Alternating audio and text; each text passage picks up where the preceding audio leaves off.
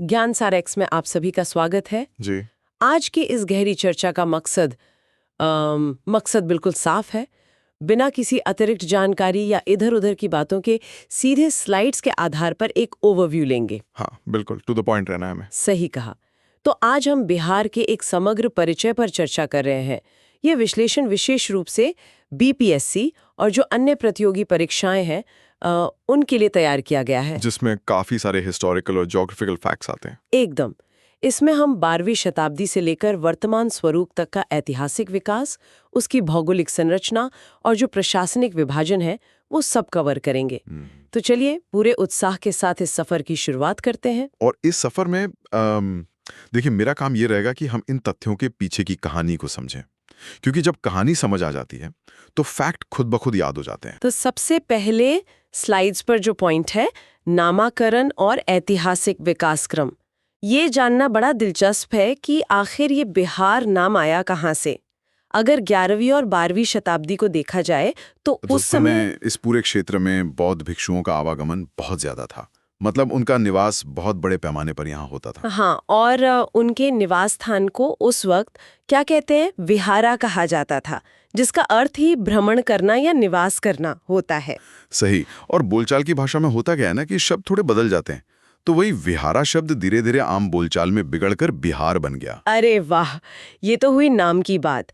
अब अगर इसके गठन की यात्रा देखें, जो स्लाइड में टाइमलाइन दी है, 12 दिसंबर 1911, ये तारीख काफी अहम है। बहुत अहम, क्योंकि इसी दिन दिल्ली में शाही दरबार आयोजित हुआ था। हाँ, जहां किंग जॉर्ज पंचम ने 1905 के बंगाल विभाजन को रद्द किया और साथ ही यह आधिकारिक घोषणा की कि बिहार को बंगाल से अलग करके एक स्वतंत्र प्रांत बनाया जाएगा, जिसमें ओडिशा और झारखंड भी शामिल थे उस वक्त। लेकिन देखिए, घोषणा होना और औपचारिक रूप से लागू होना दोनों अलग बातें हैं। इस घोषणा के आधार पर जो विधिवत अधिसूचना जारी हुई थी ना, वो 22 मार्च 1912 को हुई थी। अच्छा जी। और यही कारण है कि हर साल 22 मार्च को ही बिहार दिवस मनाया जाता है। उस वक्त जैसे बताया गया, ओडिशा और झारखंड दोनों इसका हिस्सा थे। और इसके ठीक बाद 1 अप्रैल 1912 को बिहार औपचारिक रूप से अस्तित्व में आ गया, जिसकी राजधानी पटना बनी। क्षेत्रफल और जनसंख्या दोनों में ये मतलब एक विशाल प्रांत था। विशाल तो था, पर ये आकार हमेशा ऐसा नहीं रहा। अगला बड़ा विभाजन 1 अप्रैल 1936 को हुआ। हाँ, भाषाई आधार और जो प्रशासनिक आवश्यकताएं थीं, उनके चलते ओडिशा को अलग कर दिया गया था और उसे एक नया राज्य बना दिया गया। उसके बाद आती है आजादी के बाद की बात, 1956 की, जब राज्य पुनर्गठन आयोग आया था। बिल्कुल।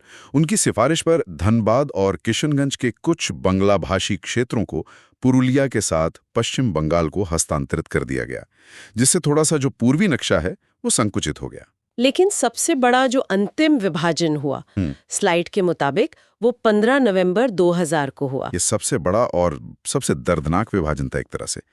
दक्षिणी हिस्से का लगभग 46% भूभाग, जिसमें सारे पत्थर और खनिज थे, उसे अलग करके झारखंड बनाया गया।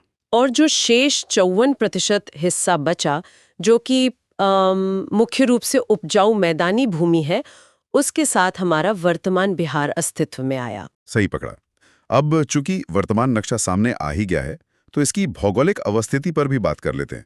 तो अक्षांश और देशांतर यानी लैटिट्यूड और लॉन्गिट्यूड की बात करें, स्लाइड के अनुसार ये पूरी तरह से उत्तरी गोलार्ध यानी नॉर्दर्न हेमिस्फीयर में है। इसका अक्षांशीय विस्तार 24 डिग्री 20 मिनट 2 सेकंड उत्तरी अक्षांश से लेकर 27 डिग्री 21 मिनट 15 सेकंड तक है। और ये जानना जरूरी क्यों है? क्योंकि इस अक्षांश की वजह से ही ये क्षेत्र उष्णकटिबंधीय क्षेत्र मतलब ट्रॉपिकल जोन के बिल्कुल समीप आ जाता है। और यही चीज वहां की जलवायु यानी क्लाइमेट को तय करती है। एकदम सही। और अगर देशांतरीय विस्तार को देखें तो ये 83 डिग्री 19 मिनट 50 सेकंड पूर्वी देशांतर से 88 डिग्री 17 मिनट 40 सेकंड के मध्य है। लगभग 5 डिग्री का विस्तार है ये। हाँ, और ये पूर्वी भारत का हिस्सा होने के कारण भारत के मानक समय जो 82.5 डिग्री है, उसके काफी करीब है। अब आकार और क्षेत्रफल पर आते हैं। मुझे थोड़ी हैरानी होती है ये देखकर कि इसकी आकृति ज्योमेट्रीय रूप से बिल्कुल आयताकार यानी रेक्टेंगुलर लगती है। होती ही है, मैप देखें तो एक आयत जैसा ही दिखता है। और इसका कुल क्षेत्रफल 94,163 स्क्वायर किलोमीटर है, जो पूरे भारत का 2.86% है। क्षेत्रफल की दृष्टि से ये भारत का 12वां सबसे बड़ा राज्य है। यहाँ थोड़ा सा क्लैरिफाई करना चाहूंगा बीच में। तेलंगाना बनने पर यह 13वां हो गया था, पर जम्मू और कश्मीर के पुनर्गठन के बाद ये वापस अपनी पुरानी पोजीशन यानी 12वें स्थान पर आ गया है। ये बहुत बढ़िया क्लैरिफिकेशन है। अब इसकी लंबाई, चौड़ाई और स्थलाकृति पर ध्यान देते हैं। उत्तर से दक्षिण लंबाई 345 किलोमीटर है और पूर्व से पश्चिम चौड़ाई 483 किलोमीटर है। एक ट्रिक याद आ रही है मुझे इस 483 नंबर को सुनकर। हाँ, बताइए। 483 को गौतम बुद्ध के महापरिनिर्वाण वर्ष से बहुत आसानी से याद रखा जा सकता है। वाह, ये काफी अच्छी ट्रिक है। 483 ईसा पूर्व और वही चौड़ाई है। अब जहां तक स्थलाकृति यानी टोपोग्राफी का सवाल है, ये काफी रोचक है। वो कैसे? देखिए, बिहार की संरचना एक नाव या बोट जैसी है। उत्तर में हिमालय की तरफ और दक्षिण में पठार की तरफ से उठा हुआ है, और बीच में मतलब मध्य भाग में ये धंसा हुआ है जहां गंगा नदी बहती है। अच्छा, तभी वहां सारी नदियां आकर मिलती हैं और बाढ़ का खतरा रहता है। इसकी समुद्र तल से औसत ऊंचाई भी केवल 53 मीटर यानी करीब 173 फीट ही है। बिल्कुल। अब चलिए थोड़ा बॉर्डर्स को देख लेते हैं, सीमाएं और सीमांत जिले। जरूर। उत्तरी सीमा जो नेपाल से लगती है, वहां 7 जिले सीमा बनाते हैं। अगर पश्चिम से पूर्व की तरफ जाएं तो पश्चिमी चंपारण, पूर्वी चंपारण, सीतामढ़ी, मधुबनी, सुपौल, अररिया और किशनगंज। यहाँ एक बहुत महत्वपूर्ण तथ्य ध्यान रखने वाला है। एक जिला है शियोहर। मैप देखने पर धोखा हो सकता है, पर शियोहर जिला नेपाल की सीमा को स्पर्श नहीं करता है। ये कैच वाले पॉइंट्स ही तो परीक्षा में आते हैं।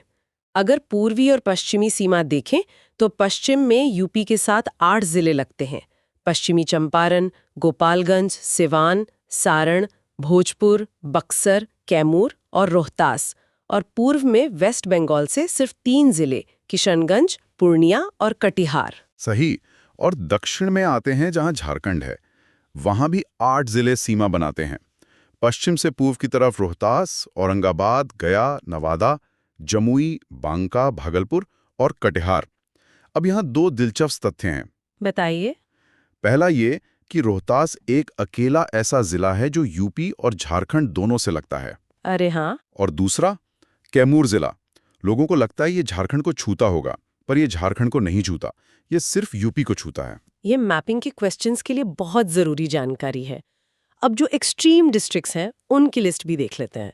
सबसे उत्तरी जिला पश्चिमी चंपारण है, सबसे पश्चिमी कैमूर है, सबसे पूर्वी किशनगंज है और सबसे दक्षिणी में फिर से धोखा होता है। अगर आप मैप देखें तो लगेगा कि जमुई सबसे दक्षिण में लटक रहा है। हाँ, दिखता तो वैसा ही है, पर अक्षांशीय रूप से मतलब लैटिट्यूडनली गया ही सबसे दक्षिणी जिला है।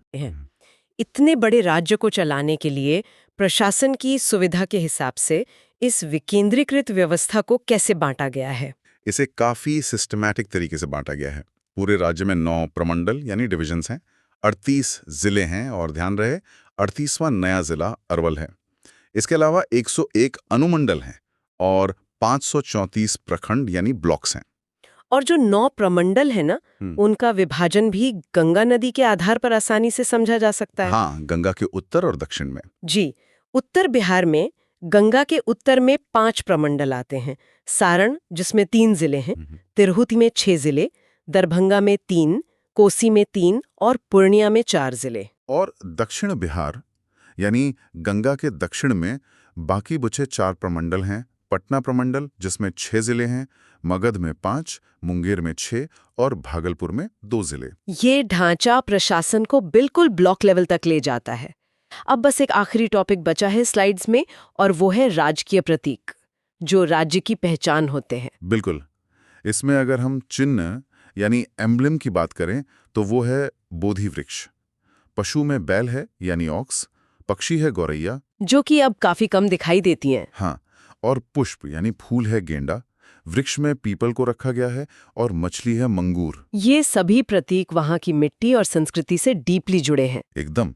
वैसे इस पूरी चर्चा के अंत में मैं एक विचार सबके सामने रखना चाहूंगा। जरूर, कैसी बात? देखिए, एक ऐसा राज्य जिसका आकार एक नाव जैसा है, जिसने अपने इतिहास में इतने सारे विभाजन झेले, अपना 46% हिस्सा वो भी पथरीली और खनिज वाला इलाका खोने के बाद भी आज 54% उपजाऊ मैदानी जमीन पर कैसे इसने इतनी मजबूत प्रशासनिक और भौगोलिक पहचान बनाए रखी है। ये सच में सोचने वाली बात है कि भूभाग बदलने के बावजूद एक राज्य की मूल आत्मा कैसे वही रहती है। ये वाकई एक बड़ा ही विचारोत्तेजक सवाल है। भूगोल और इतिहास बस नक्शे नहीं बदलते, वो वहाँ के लोगों की पहचान को और निखार देते हैं। तो इसी विचार के साथ इस गहरी चर्चा को यहाँ विराम देते हैं। जो लोग हमें सुन रहे हैं, अगर आपको ये जानकारी फायदेमंद लगी तो कृपया चैनल को लाइक, सब्सक्राइब और शेयर ज़रूर करें, ताकि ऐसी और भी ज्ञानवर्धक बातें हम आप